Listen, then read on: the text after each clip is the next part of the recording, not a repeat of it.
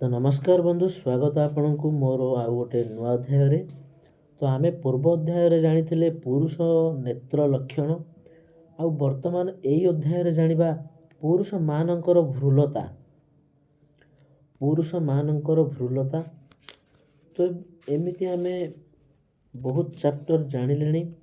आउरी आगु को जानिबा पे बहुत किछि अछि जो थरे कि भेरी इंटरेस्टिंग टॉपिक भी अच्छी जो थरे कि आगु को आसीबो।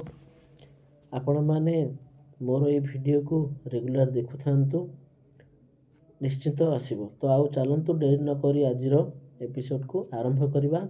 जाना हैला पुरुष मानकर भ्रूलता। तो चलंतु आरंभ करिबा।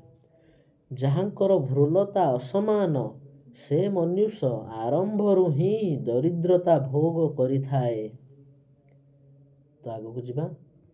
जहांकर भ्रू मध्य भागरु जोड़ी रही थाए अर्थात धनु आकृतिर देखा जाउ थाए, सेमाने खूब धनपति, खूब सौभाग्य रे मृत्यु जाए बंची रहंती। तो आगु को जिबा। जो मानंकर भ्रू खूब बड़ धनु भली से पुरुष राजा सम सुख भोग करू थाए।